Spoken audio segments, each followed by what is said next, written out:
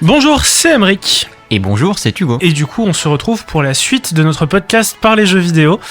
Qui bien sûr a un peu de retard, mais ça, c'est pas grave. on est des youtubeurs avec un débit de parution classique voilà, de 6 mois. Vous connaissez les gros youtubeurs qui ont qui ont pas beaucoup de vidéos, qui sont très travaillés. Nous, on est pareil. Voilà. Nous, ce qu'on privilégie, c'est la qualité et la quantité. Voilà. Bien sûr.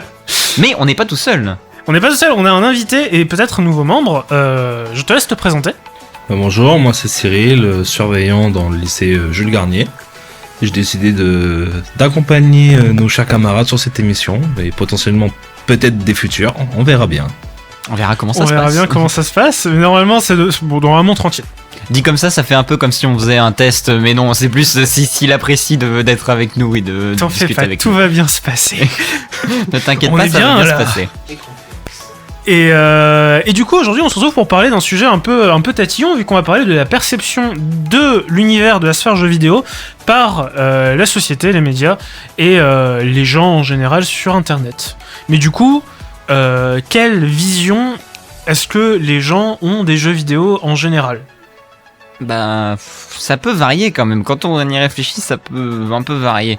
Parce que d'un côté, bien sûr, on a les médias, etc. qui... De ce qu'on peut voir, en tout cas, les médias, ils montrent ça de manière un peu péjorative. Quand il se passe des événements pas très sympathiques, bah c'est un peu les jeux vidéo qui sont pris comme bouc émissaire, etc. Mais je trouve que c'est quand même vachement facile de trouver, de prendre le jeu vidéo comme coupable de toutes les exactions qui sont faites dans la vie et de dire il se passe telle chose pas bien dans le monde parce que les jeux vidéo ça rend les jeunes violents, les jeux vidéo ceci, cela. C'est triste. Moi je trouve que c'est triste comme vision parce que c'est assez réducteur. Tu vois, on va dire c'est comme dire que Animal Crossing ça t'a rendu violent quoi. C'est justement j'allais rebondir sur ça parce qu'au final les jeux vidéo c'est pas forcément que Doom ou Call of Duty ou Battlefield ou tous les jeux où justement il se passe des trucs pas très ouf, mais genre il y a des jeux qui sont juste il y a des jeux qui se concentrent simplement sur une vie un peu idyllique, Animal Crossing, ou sur l'exploration, genre par exemple Outer Wilds qui est un jeu d'exploration spatiale. Sinon on a les Sims aussi. Oui voilà, des jeux où on simule quelque chose qui n'a aucun intérêt violent et qui est juste en fait c'est juste potentiellement de l'art.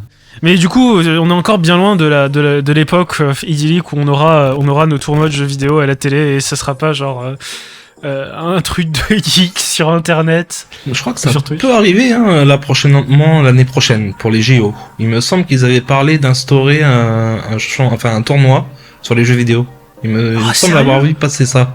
Waouh, ça serait extrêmement bien, surtout que ça permettrait de montrer Après ça va prendre encore avec des pincettes, ça va pas être du style Call of Duty, Overwatch ou League of Legends, ça va être des jeux bien précis, genre peut-être de la simulation sur du tennis, du football ou autre, mais potentiellement ça peut arriver au JO.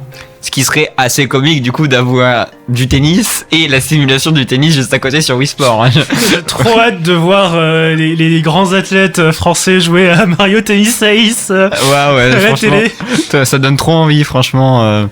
Après tout comme nous on défend la perception qu'ont les gens du jeu vidéo, on reconnaît qu'il y a quand même des abus. Il y a quand même des choses sur les jeux vidéo qui sont négatives, qui sont mauvaises, notamment au niveau des communautés. Oh là là, les communautés. Je sais qu'on va perdre de l'audience, mais il faut qu'on parle de la communauté Genshin. Dit comme ça c'est un peu méchant, mais c'est plutôt les côtés un peu négatifs de la communauté, parce qu'il y a des gens très sympas. Moi j'ai rencontré des gens très sympas sur cette communauté en tant que joueur. MioYo c'est quand même assez récent, récent, ça commence à faire plusieurs années, mais on en a entendu parler en premier avec Honkai Impact. Franchement, on va pas leur en vouloir de faire de l'économie de moyens. Surtout que c'est une entreprise, pardon. Vas-y. Surtout que c'est une entreprise qui est quand même, je trouve, vachement ambitieuse, puisqu'ils ont 3 projets ongoing, encore en cours de jeu, plus 2 projets qui arrivent. Alors ils ont Honkai Impact qui n'est pas mort. Genshin Impact qui est leur produit le plus populaire, Honkai Star Rail qui est sorti il y a pas très longtemps je crois, Zenless Zone Zero, ils ont un autre projet qui est sous couveuse actuellement. c'est une entreprise très ambitieuse, mais du coup forcément il y a des compromis qui doivent être faits quelque part. Non, parce que récemment on a eu quand même pas mal de dramas autour de la communauté Genshin Impact. On n'aime pas les dramas, mais malheureusement faut quand même qu'on en parle parce que c'est quelque chose qui se produit trop régulièrement, je trouve, au niveau de l'univers de la sphère du jeu vidéo. Genre allez tabasser des chats noirs dans la rue, faites pas ça les gens s'il vous plaît. Est-ce que t'as une idée en particulier d'un truc que tu voudrais parler? Parce que moi j'ai pas du tout suivi, même en tant que joueur j'ai pas suivi. En fait c'est sorti dernièrement, j'ai vu une vidéo sur ça, la vidéaste qui parlait justement de certaines communautés, et il est passé sur la communauté Genshin, et en fait il y a eu un personnage qui a été créé dernièrement, je suppose, vu que je joue pas vraiment à Genshin Impact. Et ce personnage-là, masculin, plaît énormément aux femmes, en fait. Du coup, il y a les joueurs garçons qui sont devenus jaloux de ce personnage. Et ce qu'ils ont fait pour se venger, c'est balancer des identifiants, des adresses sur Internet. Aux joueurs qui jouaient ce perso. Voilà. Ah, c'est super. Ah, et après, il y a encore un autre drama qui est arrivé. À un moment donné, ils ont décidé de faire des illustrations de personnages en forme de chat. Et ce personnage masculin qui plaît aux femmes, il a eu son illustration en chat, c'est un chat tout noir. Et ben ça a plu. Les joueurs ont vu un chat noir dans la vraie vie et ils lui ont fait passer un sale quart d'heure malheureusement. Ah ouais. Donc c'est des choses qui arrivent malheureusement sur certaines communautés. Et là dernièrement c'est ce qui s'est passé avec la communauté Genshin. Après, j'ai envie de dire, c'est pas un truc qui est propre à Genshin. C'est surtout, je pense, Genshin qui est victime de son succès en ce moment, c'est quand même un jeu qui est internationalement très populaire, qui peut easy rivaliser avec les jeux mobiles de Nintendo, je pense. Les fameux c'est jeux... pas compliqué.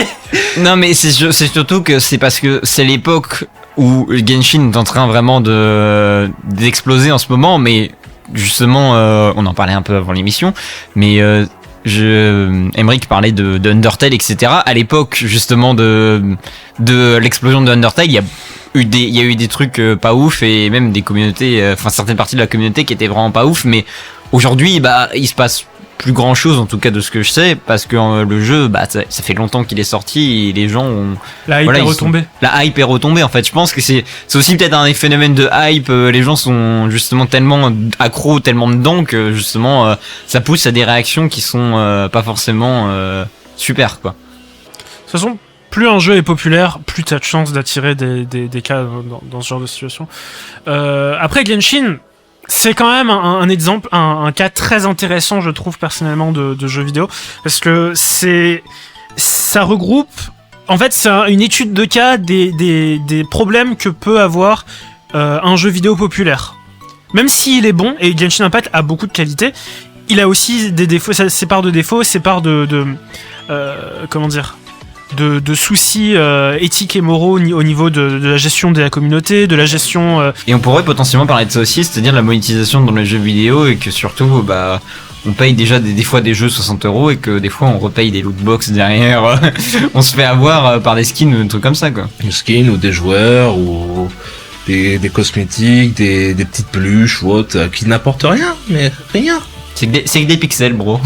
Ce qui est un peu vicieux, ce dont je discutais avec Cyril hier, ce qui est un peu vicieux au niveau du cosmétique dans le jeu vidéo, c'est que tu te dis c'est du cosmétique, c'est accessoire, c'est du bonus, mais au final, surtout dans les jeux en multijoueur où tu as de l'interaction avec d'autres joueurs, il y a cette pression.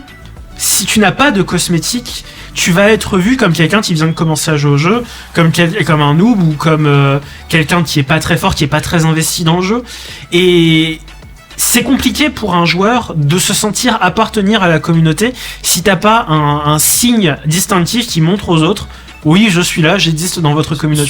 Surtout dans des jeux, imaginons, moi je prends CSGO parce que j'ai un peu commencé à y jouer, je suis pas un fan extrême, mais... En fait, justement, dans des jeux comme CSGO, où littéralement tous les joueurs sont les mêmes, tous les joueurs ont littéralement les mêmes outils en main, etc. Ce qui distingue les joueurs, c'est leur skill. et leur skin aussi, leur cosmétique. T'as dit leur skin et leur skin. Leur skill et leur skin, leur talent et leur skin. Leurs compétences et leur cosmétique, parce que justement un joueur qui aura une Dragon Lore, les joueurs savent de quoi je parle, c'est-à-dire un skin qui vaut des milliers et des milliers de dollars, bah justement il va se discerner parce que waouh, il a cette cosmétique, parce que justement, et ça revient sur le truc des communautés, parce que justement et tu vois typiquement après un truc dans cette veine de se sentir appartenir à une communauté, moi un cas d'étude que je trouve intéressant, c'est Final Fantasy XIV, le MMORPG. Ce jeu, il commence à dater un peu, il y a quand même quelques années derrière lui. Il y a toujours une base de joueurs qui est très très active, et en fait, la façon dont les joueurs s'approprient le jeu, c'est notamment au travers du mod. Parce que, alors je sais pas tout à fait comment FF14 gère le modding, mais typiquement je sais qu'il y a beaucoup de gens j'ai rencontré beaucoup de gens sur internet qui faisaient de la photographie dans FF14 et qui genre utilisent des mods pour mettre leurs personnages dans des situations quelconques de la vie de tous les jours et les prendre en photo et poster ça sur les réseaux sociaux, un peu comme des photographes dans la vraie vie, mais sur une plateforme. Et en vrai je trouve ça fascinant dans un sens bizarre. Avant de rattraper sur ça, je vais juste dire que pour ceux qui savent pas, les mods c'est juste une modification du jeu qui sont faites par des membres de la communauté ou potentiellement même par ceux qui ont créé le jeu, qui permet de modifier justement le jeu. C'est pour ça qu'on l'appelle modify quoi. Ça permet de, par exemple, je sais pas, je prends un exemple, dans Minecraft, bon c'est un jeu, voilà, si vous voulez, vous pouvez avoir des pistolets dedans, ou vous pouvez avoir une invasion zombie de ouf, machin, ou vous pouvez juste, voilà, c'est une manière de modifier un peu ou complètement le jeu que vous avez, voilà, simplement. Personnellement, j'étais même pas au courant sur le 14, tu pouvais faire des mods. Mais après, c'est pas que sur des MMORPG que tu as cette situation de prendre des photos ou autre. Là, par exemple, moi, je suis sur le 16. C'est que du solo. Mais je peux te dire, j'en ai fait des photos. Le jeu est tellement beau, il y a des cinématiques tellement belles que... Screenshot. Ah oui, il y a des endroits, j'ai balayé de photos. 3 terabits de screenshots. Malheureusement, on s'en rapproche. Donc ouais, sur Final Fantasy, du coup, il y a les mods, d'accord.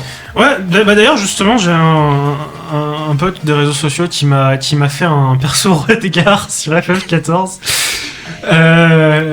C'est des espèces d'hommes-chats, en gros. Oui, mais je vois justement ce que c'est, et ça me fait extrêmement rigoler. Et, pardon. Les communautés, oui. Vous pouvez faire des choses cool, les gens. L'idée à la base d'une communauté, c'est pas une mauvaise idée en plus. C'est juste rassembler des gens autour d'un centre d'intérêt et les faire se rencontrer, les faire discuter. Si tu es un fan d'une franchise, tu vas te rapprocher de la communauté, par exemple, pour voir ce que créent les autres fans de cette franchise, voir le contenu qui a été créé autour, les fanarts, les fanmades, alors les fanarts, c'est des dessins faits par les fans d'un contenu. Les fanmades, c'est en général, c'est un terme plus générique pour parler du contenu créé par les fans. Ça peut inclure des chansons, ça peut inclure des jeux indépendants de l'histoire principale faits par des fans. Ça peut inclure des fanfictions, les courts-métrages, les vidéos aussi, les vidéos.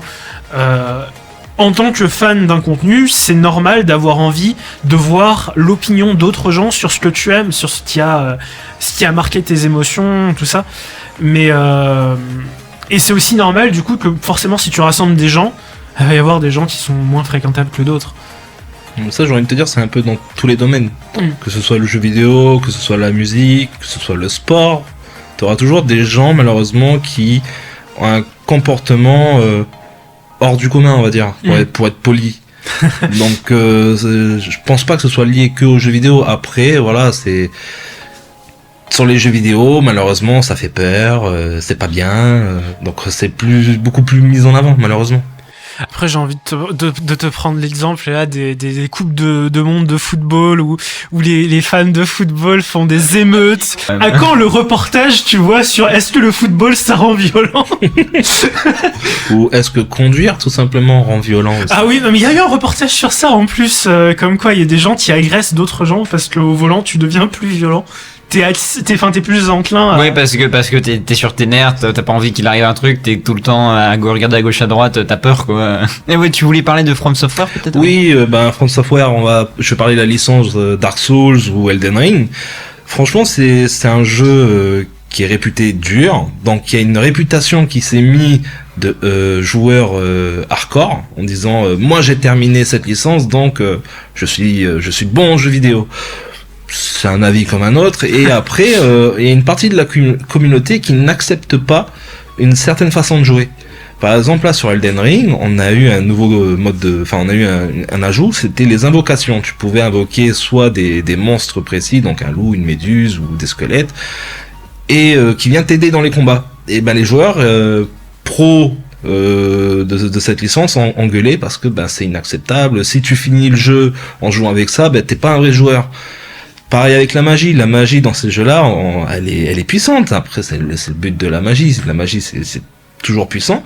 Pareil, si tu joues comme ça, t'es pas un vrai joueur. Mais les gars, je sais pas, j'ai acheté le jeu comme tout le monde. Si c'est dans le jeu, c'est qu'il y a une raison. Si j'ai envie de jouer comme ça, en quoi ça m'enlève le mérite d'avoir fini cette licence avec ce type de gameplay?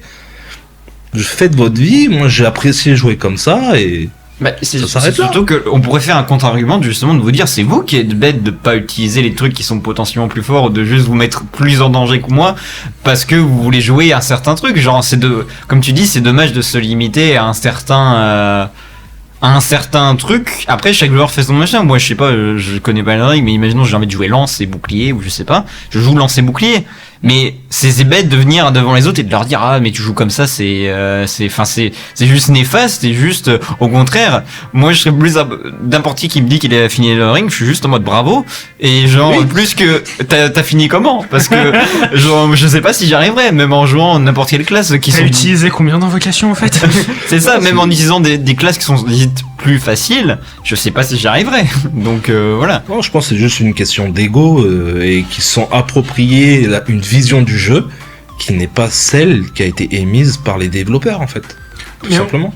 Moi personnellement, tu vois, je suis un fan de Fire Emblem. La franchise Fire Emblem, c'est une franchise de jeu de stratégie au tour par tour. Donc l'idée, en gros, c'est que tu joues aux échecs, mais tes pièces d'échecs, elles ont une personnalité et elles parlent entre les combats et il y a une histoire. Et là, alors les jeux Fire Emblem, c'est un peu une franchise un peu niche.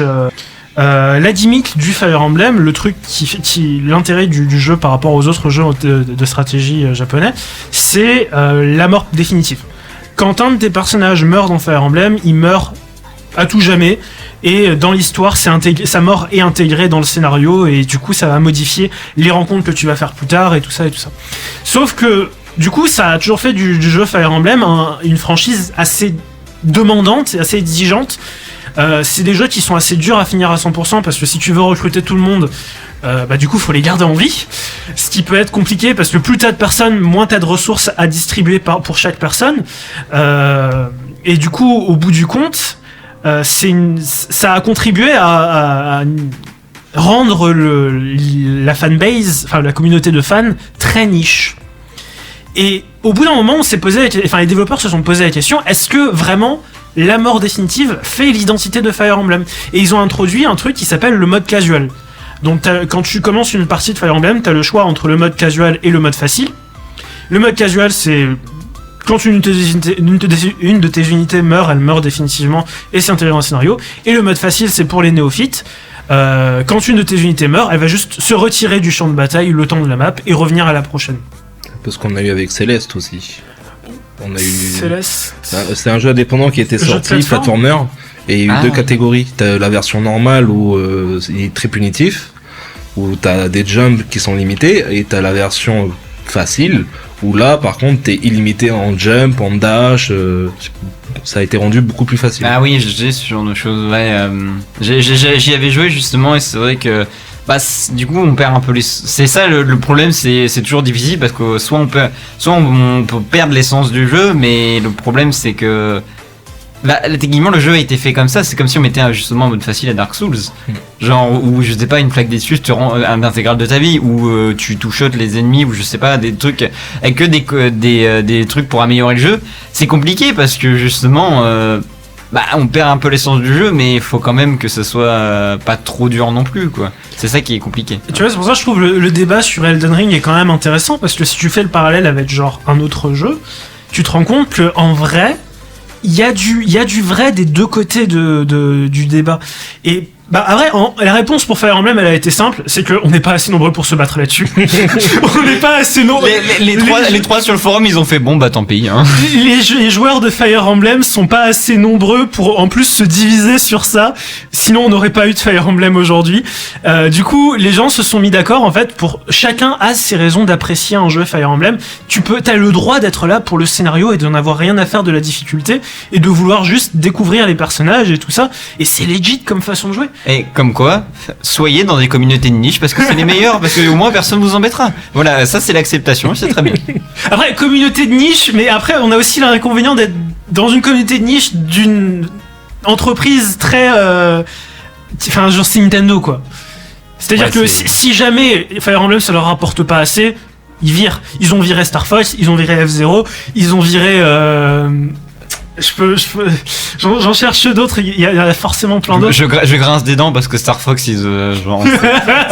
j'ai jamais joué, mais je sais pas pourquoi j'adore ce jeu. Genre, j'ai regardé plein de streams, de machin, j'adore les jeux Star Fox, donc. Mais voilà, tu vois, quand t'es dans une, enfin, le problème des communautés de niche sur des jeux indés, par exemple, c'est que t'as pas cette peur que le jeu n'aura pas de suite. Parce que déjà quand c'est un jeu indé, probablement il n'y en aura pas. Je suis désolé pour les... Enfin, après non, je suis mauvaise langue. Hollow Knight a eu tellement de succès qu'il aura une suite. Oui. Deuxième ou troisième? Comment ça? Je sais plus si... Il a eu des DLC, mais après je sais pas si on peut compter les DLC comme une suite ou pas. Parce que je savais plus justement si le DLC était considéré oui, comme un deuxième jeu ou pas. Parce que je sais qu'il y a eu du contenu, je sais qu'on a un nouveau qui arrive, mais je savais plus si c'était le 2 ou le 3. Il me semble que, enfin, dans tous les cas, c'est une suite. Ouais, c'est une suite. Et ce qui est quand même assez impressionnant pour un jeu indépendant, parce que généralement, les jeux indépendants. Enfin, quand je dis jeu indépendant, il y a le jeu indépendant d'entreprise indépendante, genre NSR, No Straight Roads, qui est un jeu de New studio Blood. Metronome. Moi, c'est New Blood qui a fait Ultra Kill, par exemple. Très bon jeu. Ou même Yo-Yo, techniquement, on peut dire que c'est une entreprise indépendante pour le moment. Et après t'as le jeu indépendant au sens jeu de garage programmé par deux mecs dans avec un ventilateur sur pied et puis pas trop de budget avec le vieil ordinateur tu sais qui fait 30 cm de largeur. C'est ça, les vieux postes cathodiques et en général la deuxième catégorie n'a pas de suite parce que c'est des projets de passion, c'est des one shot. Mais là, tu vois, tu parlais de Hollow Knight, on a eu Hades aussi. Hades, c'est un jeu indé? Hades, il me semble que c'est un jeu AD. Et l'année dernière, il y a une suite qui a été annoncée. Oh! Comme quoi? Non, parce que moi, en fait, je confonds Hades et Diablo. Je suis désolé. Ah, c'est un peu différent. Ouais, attention, s'il vous plaît, restez, ne perd pas d'auditeurs, s'il vous plaît. Je pense que quand on a commencé à parler en mal de TikTok et de Genshin, moi, je connais la différence, aimez-moi, pas lui. Je crois que Diablo, c'est un beat'em up.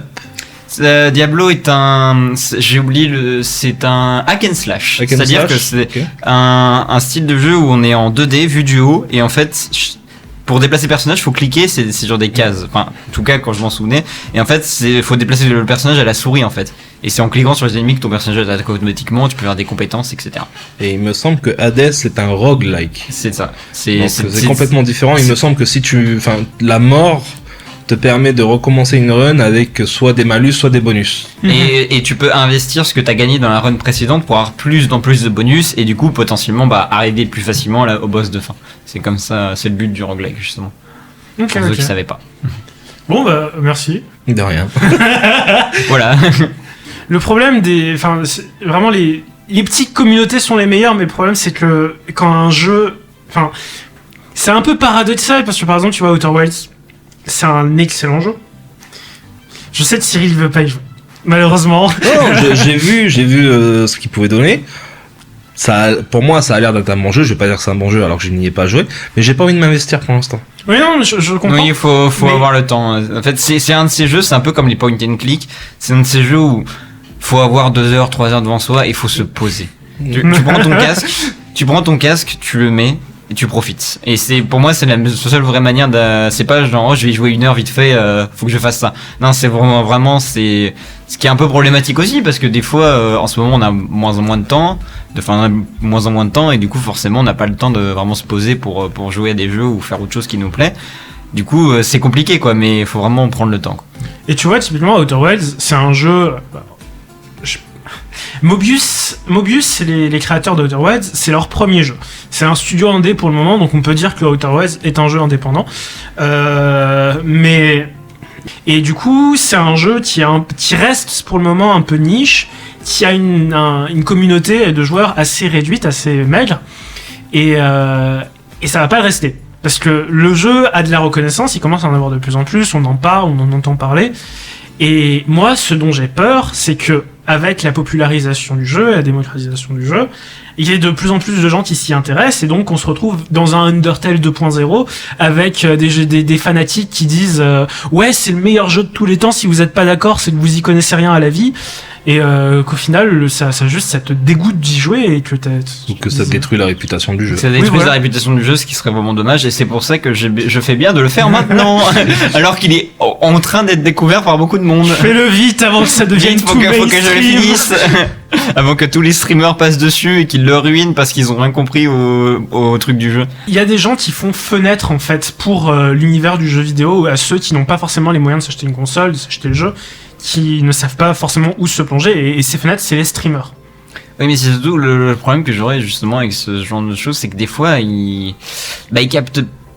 En fait, ils retranscrivent pas ce qui est techniquement fait par le jeu, ce qui est pas forcément une mauvaise chose. On peut jouer à un jeu d'une manière totalement différente, mais si on prend un jeu d'exploration comme ça, où justement le but du jeu c'est l'immersion, c'est de profiter des décors, de la musique, et de découvrir un mystère. C'est un peu comme un point and click justement, c'est-à-dire qu'il faut découvrir un mystère, on se demande ce qui s'est passé, etc.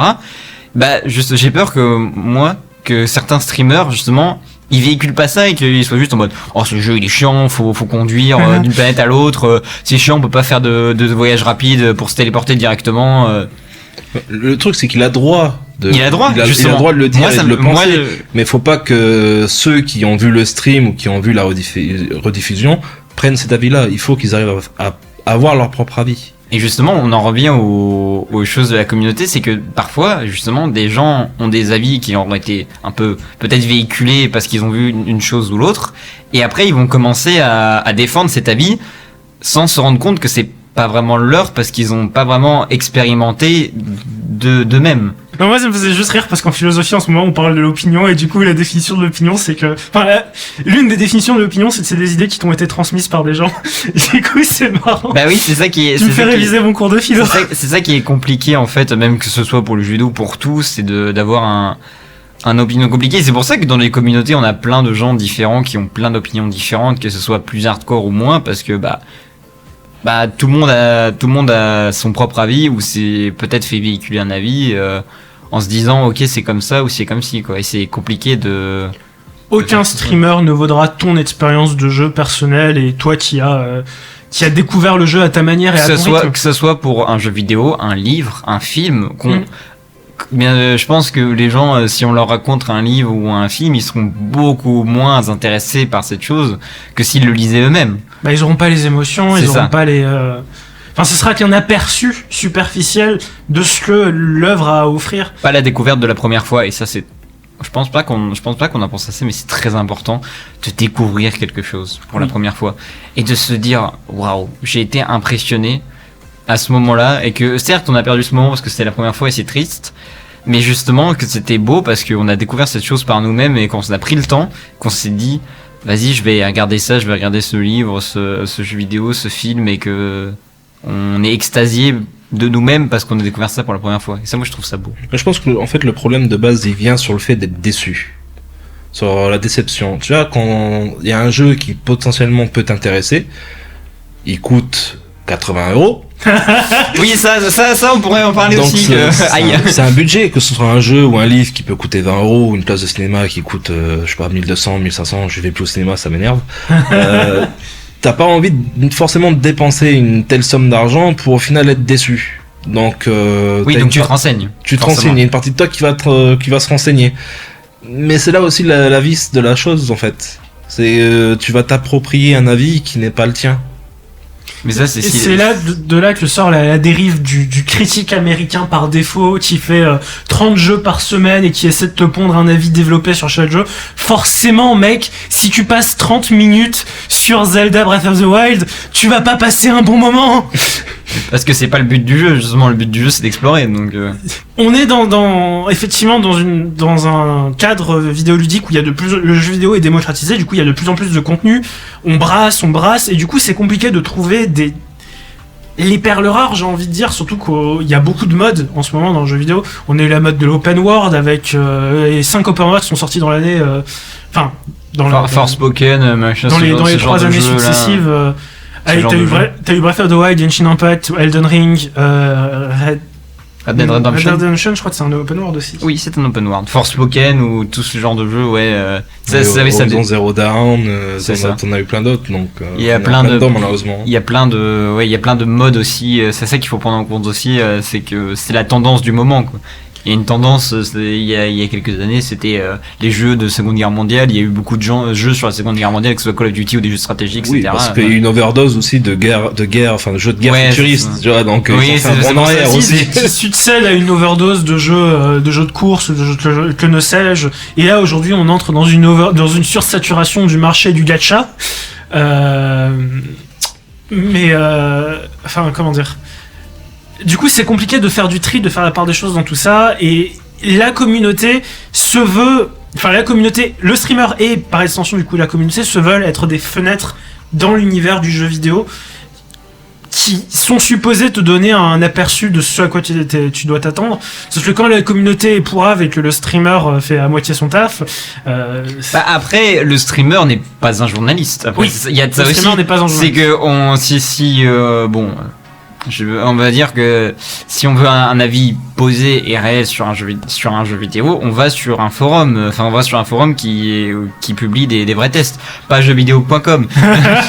Non, bon, je taquine bien sûr, mais ce serait un peu redondant, ce serait un peu méchant de dire ouais, le streamer il faut pas qu'il s'amuse parce que faut pas qu'il essaye un jeu et que ça lui plaise pas au bout de 2 heures, parce que c'est quand même lui qui joue et le but c'est on regarde pour le jeu mais aussi pour la personne qui joue.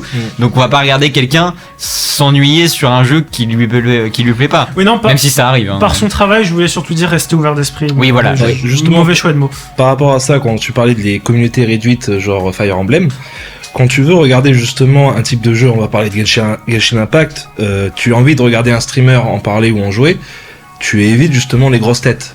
Tu vas éviter les personnes avec genre 50 000 viewers ou 60 000 viewers. Parce que la plupart du temps, c'est vraiment les grosses personnalités. Et souvent, le cas, c'est une sponsor. Oui, il y a de ça aussi. Ouais. Donc le streamer en question va pas vraiment rentrer dans le détail. Il va juste faire sa pub, encaisser son chèque, et puis il passe à autre chose. Alors que si tu vas sur un autre streamer qui lui tourne peut-être à 10, 15, 20 viewers, là, forcément, la vision et la vue du streamer est différente. Qui pour moi justement sont les meilleurs streamers, parce que moi j'adore juste venir chez des gens qui ont pas beaucoup qui ont pas beaucoup de viewers et juste discuter avec eux, et il y a des expériences qui sont vraiment très intéressantes, et j'ai rencontré des gens vraiment gentils, vraiment des crèmes qui sont juste pas connus, et que juste ces gens sont très très gentils et que ils sont passionnés et ils sont très intéressants en plus, même des gens qui font du dessin ou des trucs comme ça sur Twitch et qui ont pas beaucoup de viewers, mais c'est magistral, c'est trop bien. C'est l'une des meilleures expériences que j'ai eues, quoi. Et cette vidéo est sponsorisée par Red Shadow Legends, pardon. Non, par Twitch et plus tard Mixer. Oui, non, le fameux Red Shadow Legends, je pense qu'on n'a même pas besoin d'en parler. C'est le poster boy de la sponsor, tout le monde en a entendu parler aujourd'hui. Oui, mais du coup, c'est devenu un mème, quoi, vraiment. Ça a commencé en 2019 et en 2023, ça continue encore les sponsors. Ça continue encore. Et c'est ça qui me fume. Et les gens se sont... si, il y a eu une petite prise de conscience que le jeu, en vrai, est pas si parfait que ça. Mais les gens tombent encore dans le panneau. Si surtout qu'après, on peut se dire, au bout d'un moment, c'est tellement spammé que, en fait, c'est pas que... peut-être que je pourrais me plaire, mais j'ai pas essayé parce que j'ai la flemme et que j'en ai marre. Moi, on me spamme. C'est un peu comme vous jouez à Red Shadow Legends. On me spamme tellement dans les pubs que moi, vraiment, mon cerveau s'éteint. Littéralement, il y a un bouton on-off, mon cerveau, il s'éteint automatiquement quand je vois ça, parce que, pourquoi faire? Je veux dire, ça donne pas envie. Pour être honnête, allez, au début, on regardait la pub parce qu'on était curieux. Ensuite, on regardait la pub parce qu'on voulait soutenir le youtubeur. Puis au bout d'un moment, tu skippes. Hein. Cette vidéo est hop. En fait, le truc, c'est que moi, je me dis, c'est pas grave si je regarde la pub ou pas, il est quand même payé, donc tu m'en fiches. Mais c'est surtout qu'au bout d'un moment, t'en peux plus, quoi. Moi, pareil, je suis pareil qu'Emery, quand je regarde sur une vidéo sur internet, dès qu'il me dit attention, cette vidéo est sponsorisée, je skip direct. Je vais à l'essentiel, je veux voir le contenu, je veux pas voir la publicité. C'est après, il y a des youtubeurs qui s'embêtent à faire des mises en scène, etc., ce qui est drôle, hein. Des fois, ça peut être drôle. J'ai vu des placements de produits de JDG qui m'ont fait rigoler.